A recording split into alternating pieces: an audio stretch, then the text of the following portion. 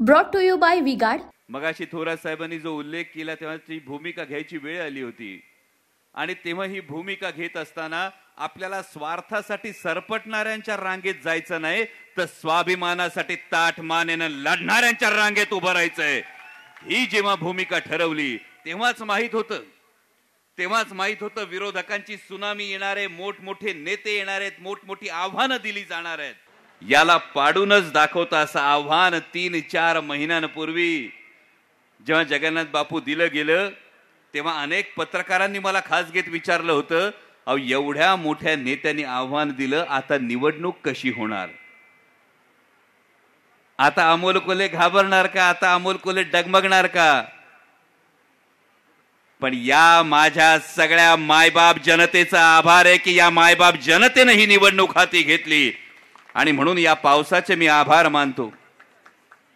कारण या सगळ्या माणसांनी जे काही करून दाखवलंय, म्हणजे माऊली शेठ खंडागळे असतील, अनंतरावजी चौगुले असतील, तुषार भाऊ थोरात असतील, सत्यशील दादा शेरकर असतील, सूरज भाऊ वाजगे असतील, बाबूभाऊ पाटे असतील, शरदरावजी लेंडे साहेब असतील, आदरणीय बाळासाहेबजी दांगट असतील, शरदअण्णा चौधरी असतील, सुनीलजी मेहर असतील, गुलाब शेठ पारखे असतील, बाजीराव शेठ ढोले असतील, सगळी माणसं नावं जेवढी नावं घ्यावी या प्रत्येक माणसाने इतकं केलं की त्यांची कृतज्ञता मानत असताना कदाचित डोळे पाणावतील आणि परत विरोधकांना सोपं म्हणायला मिळेल। उनका बैकअप सिर्फ कल तक और हमारा चांद तक। हमारा नेता कैसा हो जो नॉन स्टॉप बैकअप दे वैसा हो। अब की बार वी गॉट इन्वर्टर बैटरी का चमत्कार की आज सांगता सभेत डोळे पाणावले, पण छत्रपतींची शिकवण आहे, छत्रपतींचा विचार आहे की राजानं रडायचं असतं ते पावसाच्या नाही तर आंघोळीच्या पाण्यात, डोळ्यातलं पाणी पावसाचं पाणी कळू नये असं।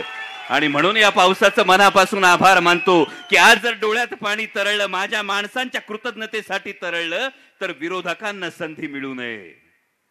कारण या विरोधकांविषयी वेगळं काय बोलणार या डमी उमेदवारांनी जयंत पाटील साहेब आव्हान दिलं होतं। थोरात साहेब जेव्हा मी सांगितलं होतं की या मायबाप जनतेनं 15 वर्ष निवडून दिल्यानंतर संसदेत जे प्रश्न विचारले हे स्वतःच्या कंपनीचं उखळ पांढरं करण्यासाठी विचारले की नाही विचारले?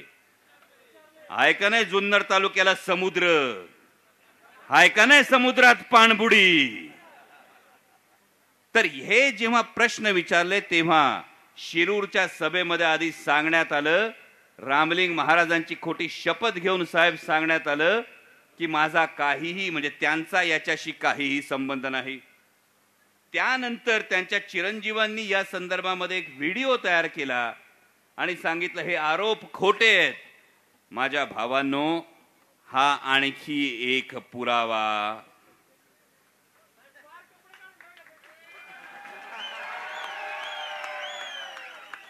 जर हे तुमचे आरोप खोटे होते आणि या आरोपांमध्ये काहीच तथ्य नव्हतं तर आज लगेच कायदेशीर नोटीस साहेब मला पाठवण्यात आली आहे।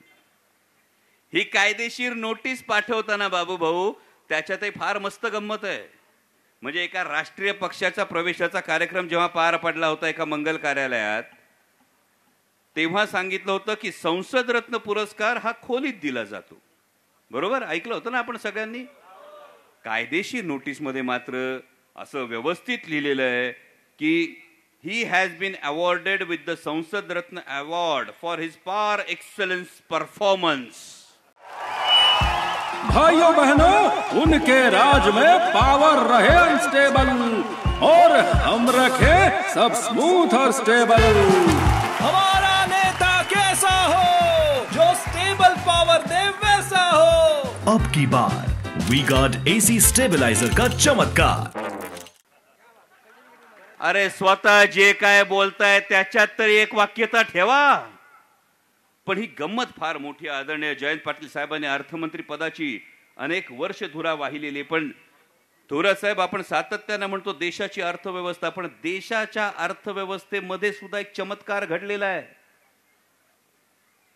म्हणजे परवा मी त्यांच्या चिरंजीवांचे एक भाषण ऐकत होतो, त्यामध्ये अमेरिकेत असलेल्या बंगल्याचा सत्यशील दादा गौरवाने त्यांनी उल्लेख केला, अभिमानाचे मराठी माणसाचा अमेरिकेत बंगला असेल तर. पण भूमिहीन शेतमजूर जो भारतात असतो त्याचा अमेरिकेत बंगला असतो हे गौड बंगाल काय अजून कळलेलं नाही.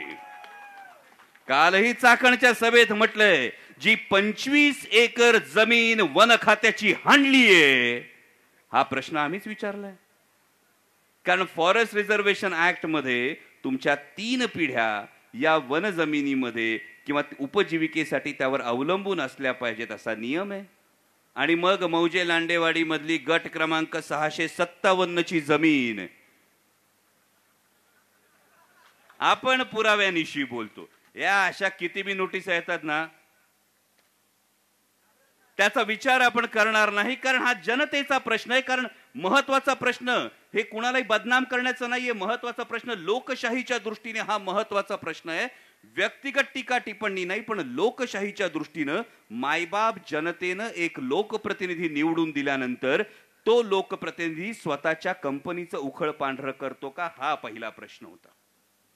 2014 मध्ये माननीय महोदय केंद्र सरकारच्या वन आणि पर्यावरण खात्याच्या कमिटीचे सदस्य होते. आणि त्याच वेळी जर वन खात्याची 25 एकर जमीन, म्हणजे आमच्या आदिवासी बांधव आता उपोषणाला बसले होते प्रांत ऑफिसच्या बाहेर, गायरान जमिनीवर माझ्या या गरीब बांधवांनी झोपड्या बांधल्या म्हणून वन खात्याने त्यांना हुसकावून लावलं होतं, त्यांना बेघर केलं होतं. आणि जे वन खातं बेघर करतं केवळ एक माणूस वन खात्याच्या कमिटीवर असतो. म्हणून त्यांना माझ्या आदिवासी बांधवांची, माझी वन खात्याची 25 एकर जमीन ही भूमिहीन शेतमजूर म्हणून दिली जाऊ शकते का, हा आमचा लोकशाहीच्या दृष्टीनं प्रश्न आहे. आता येताना नारायणगाव बायपासला उजव्या बाजूला झोपड्या दिसल्या असतील साहेब तुम्हाला. आमचे नंदी बैलवाली मंडळी तिथं राहतात, खरंय का नाही भाऊ? आणि ही सगळी मंडळी तिथं राहतात जी जवळपास 3 पिढ्यांपासून ज्या देवस्थानाच्या जमिनीवर राहत होती त्या देवस्थानाच्या जमिनी बळकावून त्यांना बेघर कुणी केलं, हे आमचे प्रश्न आहेत. आणि त्यामुळे अशा कितीही नोटिसेस आल्या तरी जनहिताचे प्रश्न आणि लोकशाहीच्या दृष्टीने असणारे प्रश्न आम्ही विचारत राहणार, हे आज ठणकावून सांगतो. त्यामध्ये दुसरी गंमत बघितली पुण्यात असताना, कारण देशाची निवडणूक आहे, देशाच्या प्रश्नांवर बोललंच पाहिजे. आणि ही देशाची निवडणूक असताना पुण्यात असताना आदरणीय दादा जेव्हा इकडे भाषण ठोकत होते तेव्हा नेमकं मी भाषण मला सांगितलं जात होतं आणि समोर माझ्या फ्लेक्स लागला होता, घड्याळाला मत म्हणजे भाजपला मत. समोर फ्लेक्स लागला होता, घड्याळाला मत म्हणजे मोदींना मत. आणि माझ्या मनात अनेक प्रश्न निर्माण झाले. बाबूभाऊने आता ज्या छत्रपती शिवाजी महाराजांच्या जन्मभूमीचा तुम्हाला आणि मला अभिमान आहे ना, त्या छत्रपती शिवाजी महाराजांनी सांगितलं होतं शेतकऱ्यांच्या भाजीच्या देठाला धक्का लागू देऊ नका. आणि मग जर घड्याळाला मत म्हणजे भाजपला मत, घड्याळाला मत म्हणजे मोदींना मत असेल तर द्या आम्हाला उत्तर, आमच्या कांद्या उत्पादक शेतकऱ्याच्या ताटात माती कोणी कालवली. अरे एकरा मागे 3.5 लाखाचं आमचं नुकसान झालंय कांद्याच्या मागं. द्राक्षाची 30 परिस्थिती, सोयाबीनची 30 परिस्थिती. आमच्या खताच्या गोणी 50 किलोच्या होत्या, 45 किलो कुणी आणल्या. मग शेतकऱ्यांच्या भाजीच्या देठाला हात लागू देऊ नका ही छत्रपतींची शिकवण असली तर तुमचं जे म्हणणं आहे की घड्याळाला मत म्हणजे मोदींना मत, तर शेतकऱ्याचं लेकरू असेल तर कसं मतदान करेल? कारण मतदान यंत्रावर जेव्हा आमचा शेतकरी जाईल ना, जर स्वतःला शेतकऱ्याची औलाद म्हणत असू तर मतदान केंद्रावर जाताना विचार करा, वर्षभर या देशातला शेतकरी, या देशातला बळीराजा दिल्लीच्या सीमांवर ताट कळत बसला होता. आणि त्या बळीराजाच्या नशिबी काय आलं? अश्रुधुरांचा मारा, तारेचं कुंपण. आज हरियाणामध्ये परिस्थिती बघा भावांनो. हरियाणातला शेतकरी सांगतोय आम्ही दिल्लीत येत होतो तेव्हा तारेचं कुंपण घातलं होतं. आज हरियाणामध्ये भारतीय जनता पक्षाच्या मंत्र्यांना गावात येऊ देत नाही शेतकरी. तो म्हणतो आता शेतकरी त्याची ताकद दाखवून देईल. दुसरा, छत्रपती शिवाजी महाराजांची मोठी शिकवण होती. रांझ्याच्या पाटलाचा चौरंगा केला होता, स्त्रीशी बदअम्मल केला म्हणून रांझ्याच्या पाटलाचा चौरंगा छत्रपती शिवाजी महाराजांनी केला होता. माझ्या खूप मोठ्या संख्येने माता भगिनी इथं बसल्यात. आणि जर घड्याळाला मत म्हणजे मोदींना मत, घड्याळाला मत म्हणजे भाजपला मत असेल तर माझ्या माता भगिनींनी नक्की याचा विचार करावा आणि घरात याचं उत्तर द्यावं की हाच तो राजकीय पक्ष होता की गुजरातच्या निवडणुकीच्या आधी बिल्किस बानोवर ज्या 4-5 जणांनी मिळून सामूहिक बलात्कार केला होता, तिच्या 3 वर्षाच्या लेकीला समोर आपटून मारलं होतं. गुजरातच्या निवडणुकीच्या आधी त्या आरोपींना बाहेर काढल्यानंतर पॅरलवर बाहेर काढल्यानंतर गळ्यात हार घालून सत्कार करणारे हेच भारतीय जनता पक्षाचे नेते होते. ज्या छत्रपती शिवाजी महाराजांनी परस्त्रीला तिच्याशी बदअमल केला म्हणून चौरंगा केला होता, त्याच महाराजांच्या महाराष्ट्रामध्ये जेव्हा मत मागायला महायुतीचे लोक येतात आणि सांगतात की घड्याळाला मत म्हणजे मोदींना मत, माननीय पंतप्रधान कर्नाटकातल्या एका उमेदवाराच्या प्रचाराला गेले होते, रेवण्णा का काय नाव आहे त्याचं, बरोबर ना?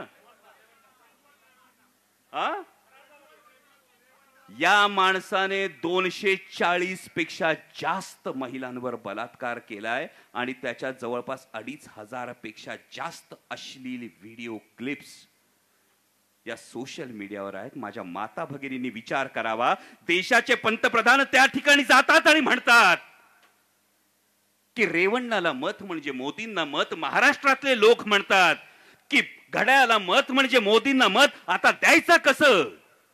याचा विचार याचा जाब महायुतीच्या प्रत्येक माणसानं दिला पाहिजे. कारण जेव्हा हे सांगितलं जातं तेव्हा हेच भारतीय जनता पक्षाचं सरकार होतं की आमच्या महिला कुस्तीपटू जेव्हा आंतरराष्ट्रीय पदकं घेऊन येत होता ना, त्यांना रस्त्यावरून फरफटणारे हेच भारतीय जनता पक्षाचे लोक होते. आणि मणिपूरमध्ये महिलांची जी धिंड काढली गेली ते दुर्दैवी चित्र असल्यानंतर मूग गिळून गप्प बसणारे हेच भारतीय जनता पक्षाचे लोक होते. तर मग विचार करा, ज्या छत्रपतींनी परस्त्री ही माते समान हा संदेश दिला, त्या छत्रपतींच्या शिवजन्मभूमीतला एक तरी हात या भारतीय जनता पक्षाला मत द्यायला पुढे येईल का, याचा भावांनो विचार करा. दुसरा तालुक्यातला प्रश्न आहे. आदरणीय साहेब, खरं तर आमचे पालकमंत्री महोदय सध्या प्रचारात व्यस्त आहेत. परवा उत्तूरच्या सभेत काहीतरी म्हणाले मी शिरूरला बोलल्यानंतर की बिबट्याचा प्रश्न हा तालुक्यात महत्वाचा प्रश्न, या प्रश्नाचं कोणी राजकारण करू नये. आदरणीय दादा, तुमच्याविषयी कोणताही आकस नाही, परंतु पालकमंत्री म्हणून आपण नेमकं बिबट्याच्या प्रश्नाविषयी काल जाऊन तुम्ही म्हणालात प्रजनन नियंत्रण झालं पाहिजे, पण दादा तुम्ही याच जुन्नर तालुक्यात आल्यानंतर चेष्टेने म्हणाला होतात की जर नसबंदी केली तर सरकार गडगडतं आणि तुमच्या लाभार्थी जे काही मलिदा गँग होती ना, ती फिदी फिदी दात काढून हसली होती. आणि आजही माझा तोच प्रश्न आहे. जेव्हा 3.5 वर्षाच्या लेकराचा जीव गमावला जातो, जेव्हा 8 वर्षाच्या पोराला जीव गमवावा लागतो, घाला त्या माऊलीच्या नजरेत नजर आणि एकदा बोलून दाखवा, एकदा बोलून दाखवा की नसबंदी केली म्हणजे सरकार गडगडतं. विचार करा, त्या आईबापाच्या काळजाला काय घरं पडत असतील. तुम्ही आज सांगता विकास पाहिजे असेल तर या गोष्टी करा. अरे हे कॉन्क्रीटचे रस्ते करायचे, एवढा निधी दिला, तेवढा निधी दिला, एवढ्या इमारती केल्या, आणि त्या इमारतींच्या सजलेल्या रस्त्यांवरून जर लेकरांचे मृतदेह आईबापाला घेऊन जावे लागत असेल बिबट्याच्या हल्ल्यात मृत्युमुखी पडलेल्या, तर तो विकास काय चाटायचा आहे का, हा आजही आमचा सवाल आहे. तुम्ही सांगता वाटेल तेवढे पिंजरे देऊ, कधी आमच्या माणसांचा जीव गेल्यावर? काल सुद्धा 40 वर्षाच्या एका महिलेला बिबट्याच्या हल्ल्यात जीव गमवावा लागला, 53 जीव गमावले गेलेत. आणि माननीय पालकमंत्री महोदय प्रचारात व्यस्त आहेत, तेही कडेवर घेतलेल्या उमेदवाराच्या. हा संताप येऊ नये. मग याला तुम्ही राजकारण म्हणणार? ज्या केरळमध्ये राज्य आपत्ती घोषित केली, या संदर्भात राज्य आपत्ती घोषित करा म्हणून सांगितलं, ती घोषित केली जात नाही. मग आमचा प्रश्न आहे ना. नाहीतर जो विकास निधी देताना जसं आमच्याकडे बिबट्या असल्यानंतर कुत्र्याच्या गळ्यात पट्टे घालतोय ना, आम्ही घालतो का नाही काटेरी पट्टे? दादा आता तरी प्रचारातून बाहेर या आणि बिबट्याच्या प्रश्नाविषयी विचार करा, नाहीतर सर्वसामान्य माणसांना आम्हाला पट्टे घालायची वेळ येईल. एवढा बिबट्यांचा त्रास वाढला, हे प्रामाणिकपणे कळकळीनं सांगतोय. आणि तर असं असताना दादा म्हणतात याला पाडूनच दाखवतो.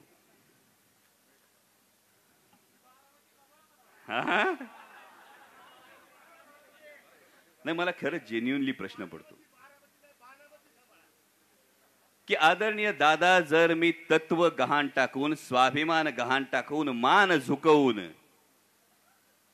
मोदी मोदी करणाऱ्या, मोदींची तळी उचलून धरणाऱ्या तुमच्या महायुतीच्याच बाजूला सामील झालो असतो, तर छातीवर हात ठेवून सांगा हो एकदा, तुम्ही हेच बोलला असतात का? आज जेव्हा तुम्ही सांगताय ना अमोल कोल्हेला पाडून दाखवतो, तर खडा सवाल आहे आमचा, अरे साध्या शेतकऱ्याच्या पोराला घेरायला 2-2 उपमुख्यमंत्री, देशाचे पंतप्रधान, केंद्रीय मंत्री, राज्यातली सत्ता आणि देशातली सत्ता जर लावावी लागत असेल, तर खडा सवाल आहे आपला. ते दीवार सिनेमामध्ये डायलॉग होता ना, मेरे पास गाडी है, बंगला है, तुम्हारे पास क्या है? हा, तसा आजकाल प्रश्न आहे. आमच्याकडे मुख्यमंत्री, 2-2 उपमुख्यमंत्री, 200 आमदार आहे, केंद्रातली सत्ता, राज्यातली सत्ता आहे. तुझ्याकडे काय? मी सांगतो, माझ्याकडे आदरणीय पवार साहेबांचा आशीर्वाद आणि ही मायबाप जनता आहे. आणि म्हणूनच दादांना खरंच विचारावं असं वाटतं, तुमच्याविषयी पूर्ण आदर ठेवून, कारण दादा आपसे बैर नहीं, दादा आपसे बैर नहीं, लेकिन बीजेपी की कोई खैर नहीं, हा आमचा बाण आहे. कारण ज्या भारतीय जनता पक्षाने आमचा अपेक्षा भंग केलाय, त्यांची तळी तुम्ही उचलताय. आणि म्हणून खरंच प्रश्न पडतो, काय चुकलो? का सांगता तुम्ही? का आव्हान देता येऊन? म्हणजे आमचा काका मामा राजकारणात नाही हे माझं चुकलं? की MBBS डॉक्टर असताना, कला क्षेत्रात असताना, जे मला कायम आदरणीय जयंत पाटील साहेब म्हणतात, तत्वाच्या बाजूने उभं राहायचं ठरवलं, हे आमचं चुकलं? 19,500 कोटी रुपयाचा निधी मागच्या 5 वर्षात आणला, हे माझं चुकलं? इंद्रायणी मेडिसिटी सारखा प्रकल्प, जेव्हा कोविडच्या काळामध्ये पेशंट सिरियस झाल्यानंतर बेड मिळेल का ही आम्ही धावपळ करत होतो, ही अवस्था परत माझ्या लोकांच्या नशिबी येऊ नये म्हणून 26 सुपर स्पेशालिटी असलेलं, 26 सुपर स्पेशालिटी हॉस्पिटल एका कॅम्पसमध्ये असलेला इंद्रायणी मेडिसिटी प्रकल्प आणायचा म्हणून तुमच्या मागं मागं फिरत होतो, 10-10 वेळा तुमच्या दालनात बैठका करत होतो, हे आमचं चुकलं?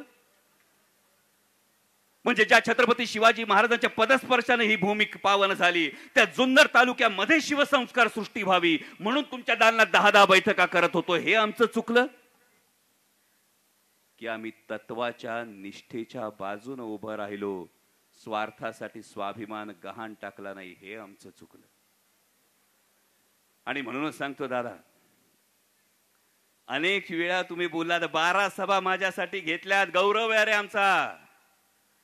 जर राज्याच्या उपमुख्यमंत्र्याला 12 सभा घ्याव्या लागत असतील ना, तर काम बोलतय म्हणून इथं अडकून पडावं लागतंय. आणि म्हणूनच आदरणीय दादांना विनम्रतेने सांगतो की दादा, साधं मांजर सुद्धा कोंडून मारायचा प्रयत्न केला ना तर प्रतिहल्ला करत. शिवसिंहाची औलाद आहे, थांबणार नाही. आता तर प्रचार सभा संपल्यानंतर अजून विधानसभा बाकी आहे, करारा जवाब मिलेगा. आणि एवढंच नाही, आता तर पवार साहेबांच्या मार्गदर्शनाखाली सगळ्या निवडणुका, स्थानिक स्वराज्य संस्थांच्या निवडणुका सुद्धा असतील. आतापर्यंत आज्ञाधारक अमोल कोल्हे बघितला, जेव्हा कफन बांधलेला बंडखोर अमोल कोल्हे बघाल तेव्हा त्याची फक्त तयारी ठेवा, एवढंच तुम्हाला सांगतो. आणि म्हणून जाता जाता एवढंच सांगतो भावांनो, आपला अनुक्रमांक किती, आपली टर्म कितवी, आणि तुम्ही ठरवलेलं आपलं लीड किती किती? माझ्या भावांनो, तुमच्या सगळ्यांसमोर नतमस्तक आहे, तुमच्या डोळ्यासमोर लहानाचा मोठं झालंय. या रस्त्यांवरून कधी भाजी घेताना फिरलोय, कधी आमच्या अशोक बुक स्टॉल मध्ये गेलोय, आणि हे सगळं करत असताना तुमच्या नजरेसमोर मोठा झालोय.